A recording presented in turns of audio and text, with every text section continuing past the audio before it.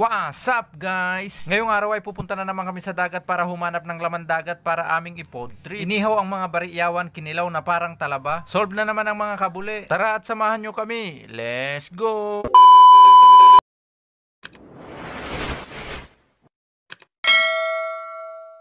Kumusta mga kabuli? Ngayong araw ay nagsama-sama na naman kaming mga gwapong tukmol dahil wala kaming magawa sa aming pamamahay kaya pupunta na lang kami ng dagat para mag-pod trip. Dito nga niready na namin ang aming mga gamit. Kinuha na ni Rico ang aming mahiwagang styro box. Dito nga namin ilalagay ang aming mga gamit na aming ginagamit sa pagpo-pod trip. Pagkatapos nga namin na kumpleto itong aming ginagamit sa pagluluto ay kinumpleto ko naman itong aking gamit sa pagsisisid. Dahil ngayong araw nga mga kabuli ay sisisid tayo sa dagat para humanap ng mga seashells na ating ipopod trip. Dito nga ay nagsama-sama na kami at inaantay pa namin yung iba naming kasama para magsama-sama. Dito nga ay pumitas na si Raymond ng dahon ng saging na aming pagkakainan. Pagkatapos nga nakakuha ni Raymond ng dahon ng saging na aming pagkakainan ay naglakad na kami papunta sa gilid ng dagat. Nandito na naman kami sa aso na mahigit kung kailan kaming reading tumakbo, wala na naman yung aso. Tuwing kami ay dumadaan dito ay lagi kaming naka-alerto. Mahirap nang makanulan ng aso. Por Diyos.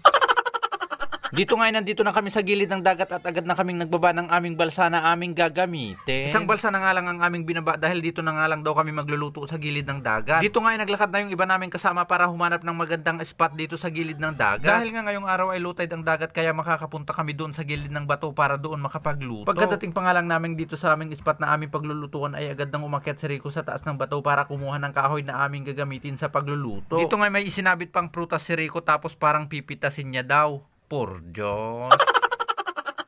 Dito nga isineosayo pa ni Rico ang aming mahiwagang styro box bago ilabas ang mga nilalaman. Inilabas na nga ni Rico ang mga nilalaman para makaredy na para makapagluto. Dito nga nagpasgad na ako ng kahoy habang inaarasaw ni Jansen ang bigas dahil ngayong araw siya ang aming rice cooker. 3 bisis nga inarasaw ni Jansen ang dala naming bigas dahil marami kaming tubig. Shout out kay Marban Fernandez at Waterless Refilling Station. Maraming salamat sa padala niyong tubig. Habang niluluto ang aming kanin ay sinimulan na naming humanap ng aming pang-ulam. Dito nga namulot lamang kami ng maliliit na shells dito sa gilid ng dagat na pwedeng pang-ulam. Nung bata pa kami, ito palagi namin kinukuha para pang ulam. Dahil nga dito lang nakukuha sa gilid ng dagat kaya ito yung kinukuha namin dahil maliliit pa kami, hindi pa namin kayang pumunta sa malayo. Kapag nakakakuha nga kami ng maraming ganito noon ay ginagataan naman ng aming magulang para pang ulam. Dahil talaga namang napakasarap iluto ito sa gata, lagyan lang ng dahon ng malunggay. Ang tawag sa amin sa ganitong klaseng shells ay hindi ko alam, nakalimutan ko. Pa-comment naman mga kabuli kung anong tawag sa ganitong klaseng shells kasi nakalimutan ko. Por Diyos.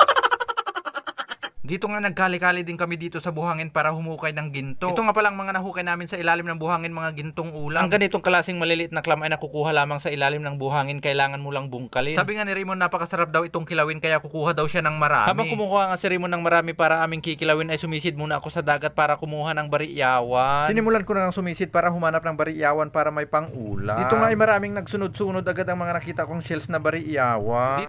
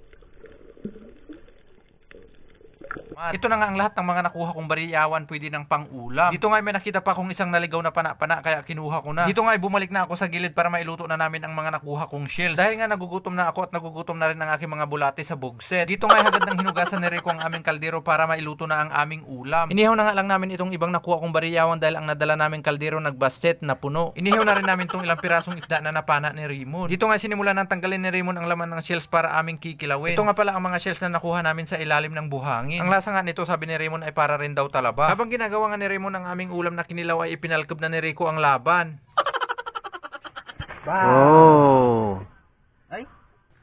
Dito nga nagdala na rin pala kami ng talong na idagdag namin sa aming pang-ulam. Habang nire-ready namin ang aming mga pagkain mga kabuli ay gusto ko lamang magpasalamat sa inyo dahil pinanood nyo na naman itong aming video hanggang dito sa dulo. Sana naman bago matapos itong aming video ay huwag nyo na naman kalimutang i-like at i-share itong aming video. At mag-iwan na rin kayo ng inyong komento kung nagustuhan nyo itong aming video at kung taga saan kayo. Para naman malaman din namin kung hanggang saan nakarating itong aming video. At maraming salamat mga kabuli. Kita-kits na lang ulit tayo sa aming susunod na upload. Tara mga kabuli, kain tayo. Maraming salamat po.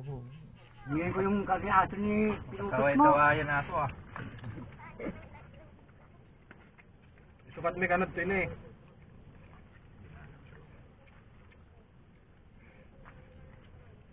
Halo.